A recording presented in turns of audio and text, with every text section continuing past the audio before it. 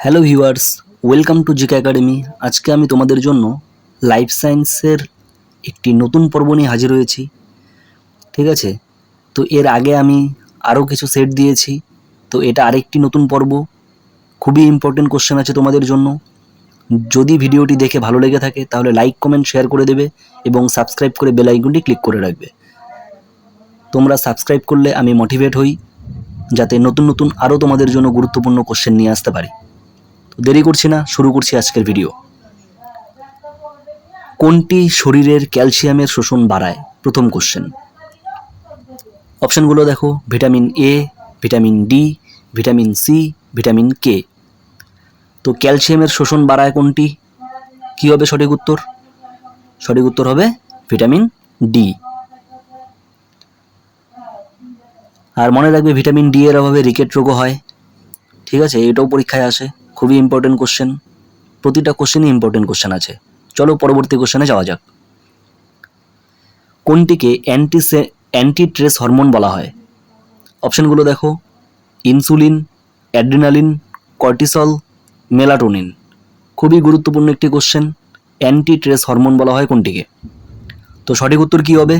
সঠিক উত্তরটি হবে অপশন নাম্বার সি, কর্টিসল। পরবর্তী কোশ্চেন। কোনটি প্রোটিনের গঠনগত একক? অপশনগুলো দেখো, amino acid, glucose, fatty acid, nucleic acid. তো কোনটি হবে সঠিক উত্তর? প্রোটিনের গঠনগত একক হচ্ছে অপশন নাম্বার এ হয়ে যাবে সঠিক উত্তর, অ্যামাইনো অ্যাসিড। পরবর্তী কোশ্চেন। কোনটি দেহে নাইট্রোজেন বহন করে? এ লোহিত রক্তকণিকা, B plasma, C haemoglobin, D urea. Nitrogen বহন করে কোনটি? সঠিক উত্তর হবে ইউরিয়া, অপশন ডি হয়ে যাবে সঠিক উত্তর। কোন অঙ্গটি সেরিব্রাম দ্বারা নিয়ন্ত্রিত? কোন অঙ্গটি সেরিব্রাম দ্বারা নিয়ন্ত্রিত? অপশনগুলো দেখো, এ হৃৎপিণ্ড, বি ফুসফুস, সি পেশি, ডি শ্রবণ শক্তি। কোনটি? তো অপশন দেখে গেস করা যাচ্ছে এটা শ্রবণ শক্তি হবে, কারণ সেরিব্রাম হচ্ছে মাথার সাথে জড়িত। তো সঠিক উত্তর কি হবে? Option number D. রক্তচাপ নিয়ন্ত্রণে কোনটি সাহায্য করে? A thyroxine, B adrenaline, C insulin, D cortisol. সঠিক উত্তরটি কি হবে? রক্তচাপ নিয়ন্ত্রণে সাহায্য করে অ্যাড্রিনালিন, অপশন বি হয়ে যাবে সঠিক উত্তর। কোনটি অ্যান্টিবায়োটিক হিসেবে ব্যবহৃত হয়? অ্যান্টিবায়োটিক হিসেবে কোনটি ব্যবহৃত হয়? অপশনগুলো দেখো, পেনিসিলিন, থাইরক্সিন, ইনসুলিন, গ্লুকোজ। তো সঠিক উত্তর কি হবে? সঠিক উত্তরটি হবে পেনিসিলিন, অপশন এ হয়ে যাবে সঠিক উত্তর। তাহলে পেনিসিলিন কে আবিষ্কার করেছিল? এটা আমি তোমাদের বলে দিচ্ছি, আলেকজান্ডার ফ্লেমিং 1928 সালে এটি আবিষ্কার করেন। ঠিক আছে, আর ইনসুলিন যাদের সুগার হয় তাদের ইনসুলিন দেয়। ঠিক আছে, তো চলো পরবর্তী কোশ্চেন। কোন হাড় শক্তিশালী করে?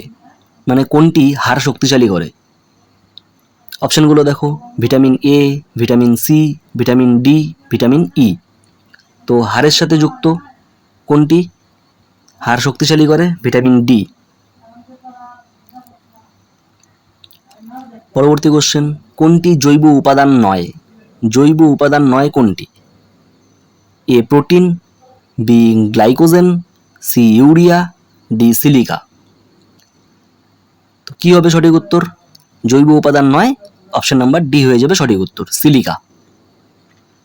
ঠিক আছে, পরবর্তী কোশ্চেন। কোনটিকে মানবদেহের ফিল্টার বলা হয়? মানবদেহের ফিল্টার বলা হয় কোনটিকে? অপশনগুলো দেখো, এ বৃক্ক, বি যকৃৎ, সি পাকস্থলী, ডি অন্ত্র।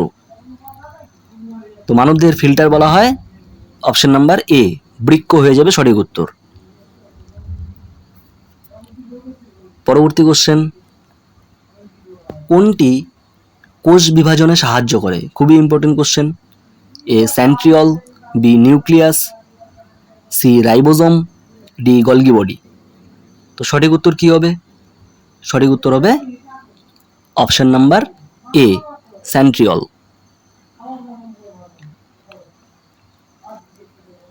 তারপরে কোশ্চেন দেখো, কোনটি পেশির শক্তির উৎস? এই কোশ্চেনটা আমি তোমাদের জন্য রাখবো, তোমরা আমাকে কমেন্টে এর উত্তর জানাবে। তো অপশনগুলো দেখে নাও, এটিপি, ডিএনএ, আরএনএ, এডিপি। ঠিক আছে, তো এটা কমেন্টে আমাকে উত্তর জানাবে। তো আজকের ভিডিওটি এই পর্যন্তই ছিল। যদি ভিডিওটি ভালো লেগে থাকে তাহলে বেশি বেশি করে শেয়ার করবে। তো ঠিক আছে, চলো দেখা হবে অন্য ভিডিও নিয়ে।